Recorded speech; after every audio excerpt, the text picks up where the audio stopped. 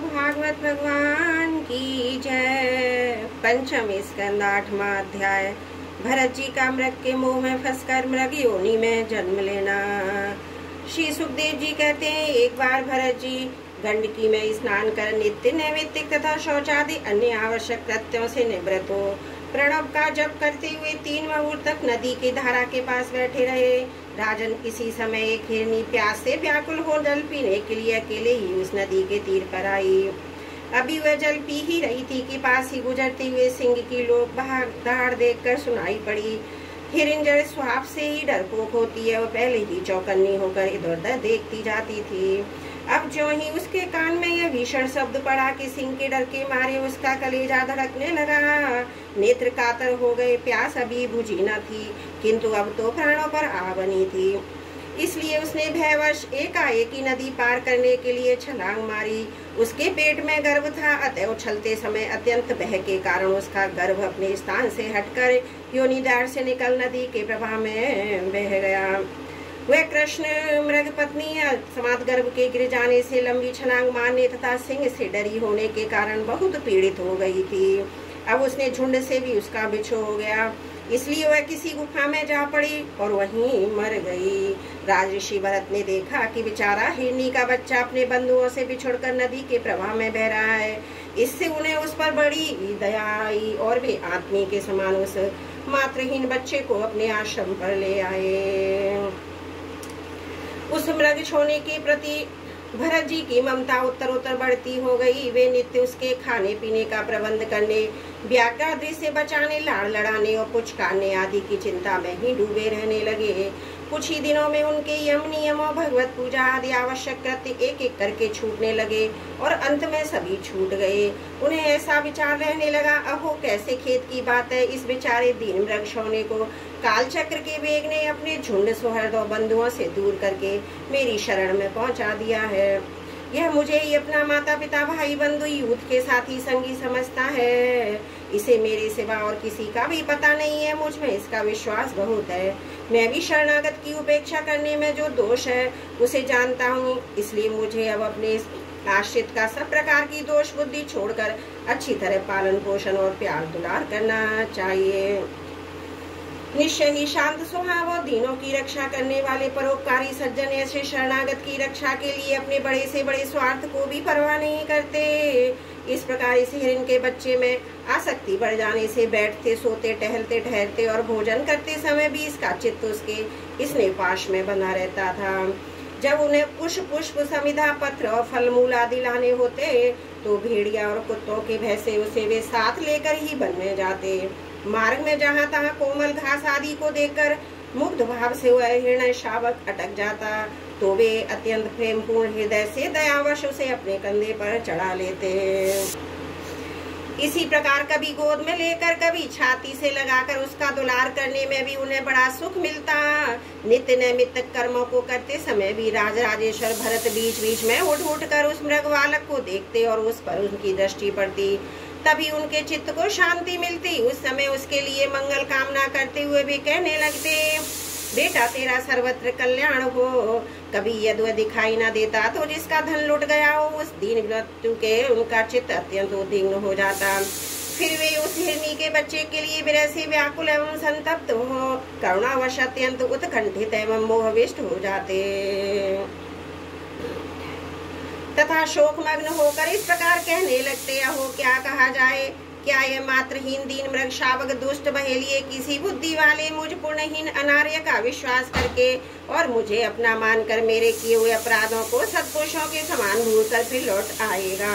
क्या मैं इसे फिर आश्रम के उपवन में भगवान की कृपा से सुरक्षित रहकर निर्विघ्न हरी हरी धूप चढ़ते देखूंगा? ऐसा न हो कि कोई भेड़िया कुत्ता गोल बांध कर बिछड़ने वाले शुक्रादि अथवा अकेले घूमने वाले व्याघ्रादि से खा जाएं। अरे संपूर्ण जगत की कुशल के लिए प्रकट होने वाले वेदत्रयी रूप भगवान सूर्य अस्त होना चाहते हैं, किंतु अभी तक वह मृगी की धरोहर लौट कर नहीं आई। क्या वह हिरण राजकुमार मुझ पुण्यहीन के पास आकर अपनी भांति भांति की मृग शावकोचित मनोहर एवं दर्शनीय क्रीड़ाओं से अपने स्वजनों का शोक दूर करते हुए मुझे आनंदित करेगा? अहो जब कभी भी प्रणय कोप से खेल में झूठ मूठ समाधि के बहाने आंखें मूंद कर बैठ जाता था। वह चकित चित्त से मेरे पास आकर जल बिंदु के समान कोमल नन्हे नन्हे सींगों की नोक से किस प्रकार मेरे अंगों को खुजलाने लगता था। मैं कभी कुशों पर हवन सामग्री रख देता, उन्हें दांतों से खींचकर अपवित्र कर देता, तो मेरे डांटने डपटने पर वह अत्यंत भयभीत होकर उसी समय सारी उछल कूद छोड़ देता और ऋषि कुमार के समान अपनी समस्त इंद्रियों को रोककर चुपचाप बैठ जाता था। फिर पृथ्वी पर उस मृग शावक के खुर के चिन्ह देखने कहने लगते, अहो इस तपस्विनी धरती ने ऐसा कौन सा तप किया कि जो अति विनीत कृष्ण सार किशोर के छोटे छोटे सुंदर सुखकारी सुकोमल खुरों वाले चरणों के चिन्हों से मुझे, जो मैं अपना मृग धन लुट जाने से अत्यंत व्याकुल और दीन हो रहा हूँ, उस द्रव्य की प्राप्ति का मार्ग दिखा रही है और स्वयं अपने शरीर को भी सर्वत्र उन पद चिन्हों से विभूषित कर स्वर्ग और अपवर्ग के इच्छुक दुजों के लिए यज्ञ स्थल बना रही है। चंद्रमा में मृग का सा श्याम चिन्ह देख उसे अपना ही मृग मान कर कहने लगते हैं, अहो जिसकी माता सिंह के भय से मर गई थी, आज वही मृग शिशु अपने आश्रम से बिछुड़ गया है। अतः उसे अनाथ देख कर क्या मैं दीन वत्सल भगवान नक्षत्रनाथ दयावश उनकी रक्षा कर रहे हैं। फिर उसकी शीतल किरणों से आहित होकर कहने लगते, अथवा अपने पुत्रों के वियोग रूप दावानल की विषम ज्वाला से हृदय कमल दग्ध हो जाने के कारण मैंने एक मृग बालक का सहारा लिया था। अब उसके चले जाने से मेरा हृदय जलने लगा है, इसलिए अपनी शीतल शांत स्नेहपूर्ण और बंधन सलित रूपा अमृतमयी किरणों से मुझे शांत कर रहे हैं। राजन इस प्रकार जिनका पूरा होना सर्वदा असंभव था, उन विविध मनोरथों से भरत का चित्त व्याकुल रहने लगा। अपने मृग शावक के रूप में प्रतीत होने वाले प्रारब्ध कर्म के कारण तपस्वी भरत जी बग धारण रूप कर्म एवं योग अनुष्ठान से च्युत हो गए, नहीं तो उन्होंने मोक्ष मार्ग में साक्षात विघ्न रूप समझकर अपने ही हृदय में उत्पन्न दुस्तज्य पुत्रादि को भी त्याग दिया था। उन्हीं की अन्य जातियां हिरणा शिशु में ऐसी आसक्ति कैसे हो सकती थी। इस प्रकार राजऋषि भरत विघ्नों के वशीभूत होकर योग साधन से भ्रष्ट हो गए और उस मृग सोने के पालन पोषण और लाड़ प्यार में ही लगे रहकर आत्मस्वरूप को भूल गए। इसी समय जिसका टहलना अत्यंत कठिन है, वह प्रबल वेगशाली कराल काहे चूहे के बिल में जैसे सर्प घुसाए, उसी प्रकार उनके सिर पर चढ़ाया।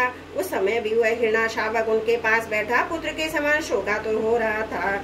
वे उसे इस स्थिति में देख रहे थे, उनका चित्त उसी में लग रहा था। इस प्रकार की आसक्ति में ही मृग के साथ उसका शरीर भी छूट गया। तदंतर उन्हें अनंत काल की भावना के अनुसार अन्य साधारण पुरुषों के समान मृग शरीर ही मिला, किंतु उनकी साधना पूरी थी, इससे उनकी पूर्वजन्म की स्मृति नष्ट नहीं हुई। इस योनि में भी पूर्वजन्म की भगवत आराधना के प्रभाव से अपने मृग रूप होने के कारण जानकर वे अत्यंत पश्चाताप करते हुए कहने लगे, अहो बड़े खेद की बात है, मैं संयमशील भानुभाव के मार्ग से पतित हो गया। मैंने तो धैर्य पूर्वक सब प्रकार की आसक्ति छोड़कर एकांत और पवित्र वन का आश्रय लिया था। वहाँ रहकर जिस चित्त को मैंने सर्वभूत आत्मा श्री वासुदेव में निरंतर उन्हीं के गुणों का श्रवण मनन और संकीर्तन करके तथा प्रत्येक पल को उन्हीं की आराधना स्मरणार्थ से सफल करके स्थिर भाव से पूर्णतया लगा दिया था। मुझ अज्ञानी का वही मनक समाधि एक नन्हे से हिरण शिशु के पीछे अपने लक्ष्य से च्युत हो गया। इस प्रकार मृग बने हुए राजऋषि भरत के हृदय में जो वैराग्य भावना जागृत हुई, उसे छिपाने रखकर उन्होंने अपनी माता मृगी को त्याग दिया। अपनी जन्मभूमि कालंजर पर्वत से वे फिर शांत स्वरूप मुनियों के प्रिय उसी शालग्राम तीर्थ में जो भगवान का क्षेत्र है पुलस्त्य और पुलह ऋषि के आश्रम पर चले आए। वहाँ रहकर भी वे काल की ही प्रतीक्षा करने लगे। आसक्ति से उन्हें बड़ा भय होने लगा था। बस अकेले रहकर वे सूखे पत्ते घास झाड़ियों द्वारा निर्वाह करते मृग योनि की प्राप्ति कराने वाले प्रारब्ध की क्षय की बाट देखते रहे। अंत में उन्होंने अपने शरीर का आधा भाग गंडकी के जल में डुबाए रखकर उस मृग शरीर को छोड़ दिया। बोलो भागवत भगवान की जय। पंचम स्कंद 8वां अध्याय समाप्त। त्रुटियों के लिए क्षमा चाहती हूँ। बोलो भागवत भगवान की जय। पंचम स्कंद 9वां अध्याय भरत जी का ब्राह्मण कुल में जन्म। श्री सुखदेव जी कहते हैं, राजन आंगिरास गोत्र में श्रम दम तप स्वाध्याय वेद अध्ययन त्याग अतिथि आदि को अन्न देना संतोष तितिक्षा विनय विद्या कर्म विद्या अनसूया दूसरों के गुणों में दोष न ढूंढना आत्मज्ञान आत्मा के कर्तव्य भोग तत्व का ज्ञान एवं आनंद धर्म पालन जनित सुख सभी गुणों से संपन्न एक श्रेष्ठ ब्राह्मण थे। उनकी बड़ी स्त्री से उन्हीं के समान विद्याशील आचार रूप उदारता आदि गुणों के 9 पुत्र हुए। छोटी पत्नी से एक ही साथ एक पुत्र और एक कन्या का जन्म हुआ। इन दोनों में से जो पुरुष था वह परम भागवत राज ऋषि मणि भरती ही थे। वे मृग शरीर का परित्याग करके अंतिम जन्म में ब्राह्मण हुए थे, ऐसा महापुरुषों का कथन है। इस जन्म में भी भगवान की कृपा से अपनी पूर्व जन्म परंपरा का स्मरण करते रहने के कारण वे इस आशंका से कहीं भी फिर कोई विघ्न उपस्थित ना हो जाए अपने स्वजनों के संग से भी बहुत डरते थे। हर समय जिनका श्रवण स्मरण पूर्ण कीर्तन सब प्रकार के कर्म बंधन को काट देता है। श्री भगवान के उन युगल चरण कमलों को ही हृदय में धारण किए रहते तथा दूसरों की दृष्टि में अपने को पागल मूर्ख अंधे और बहरे के समान दिखाते। पिता का तो उनमें भी वैसा ही स्नेह था, इसलिए ब्राह्मण देवता ने अपने पागल पुत्र के भी शास्त्र अनुसार समावर्तन पर्यंत विवाह से पूर्व के सभी संस्कार करने के विचार से उनका उपनयन संस्कार किया। यद्यपि वे चाहते नहीं थे तो भी पिता का कर्तव्य है कि पुत्र को शिक्षा दे। इस शास्त्र विधि के अनुसार उन्होंने उन्हें शौच आचमन आदि आवश्यक कर्मों की शिक्षा दी। किंतु भरत जी तो पिता के सामने ही उनके उपदेश के विरुद्ध आचरण करने लगते थे। पिता चाहते थे कि वर्षा काल में से वेद अध्ययन आरंभ करा दूं, किंतु बसंत और ग्रीष्म ऋतु के चैत्र वैशाख ज्येष्ठ और आषाढ़ 4 महीनों तक पढ़ाते रहने पर भी वे ने व्याहति और शिरो मंत्र प्रवण के सहित त्रिपदा गायत्री भी अच्छी तरह याद ना करा सके। ऐसा होने पर भी अपने इस पुत्र को उनका आत्मा के समान अनुराग था, इसलिए उसकी प्रवृत्ति न होने पर भी वे पुत्र को अच्छी तरह शिक्षा नहीं देते। उस अनुचित आग्रह से शौच वेद्याध्ययन व्रत नियम और गुरु और अग्नि की सेवा आदि ब्रह्मचर्य आश्रम के आवश्यक नियमों की शिक्षा ही देते रहे, किंतु अभी पुत्र को सुशिक्षित देखने का उनका मनोरथ पूरा न हो पाया था। स्वयं भी भगवत जन रूप अपने मुख्य कर्तव्य से असावधान होकर केवल घर के धंधों में ही व्यस्त रहते थे। एक सदा सजग रहने वाले काल भगवान ने आक्रमण करके उनका अंत कर दिया। तब उनकी छोटी भार्या अपने गर्भ से उत्पन्न हुए। दोनों बालक अपनी सौत को सौंप कर स्वयं सती होकर पति लोक को चली गयी। भरत जी के भाई कर्मकांड को सबसे श्रेष्ठ समझते थे। वे ब्रह्म ज्ञान रूप परा विद्या से सर्वदा अनभिज्ञ थे, इसलिए उन्हें भरत जी का प्रभाव भी ज्ञात नहीं था। वे उन्हें निरामूर्ख समझते थे। अतः पिता के परलोक से धारने पर उन्होंने उन्हें पढ़ाने लिखाने का आग्रह छोड़ दिया। भरत जी को माना अपमान का कोई विचार न था। जब साधारण नर पशु उन्हें पागल मूर्ख और बहरा कहकर पुकारते तब भी वे उसी के अनुरूप भाषण करते। कोई भी उनसे कुछ भी काम कराना चाहते तो वे उनकी इच्छा के अनुसार कर देते। बेगार के रूप में, मजदूरी के रूप में मांगने पर अथवा बिना मांगे जो भी थोड़ा बहुत अच्छा या बुरा उन्हें अन्न मिल जाता, उसी को जीभ का सहारा भी स्वाद न देखते हुए खा लेते। अन्य किसी कारण से उत्पन्न न होने वाले स्वतः सिद्ध केवल ज्ञान अंदर स्वरूप आत्म ज्ञान उन्हें प्राप्त हो गया था।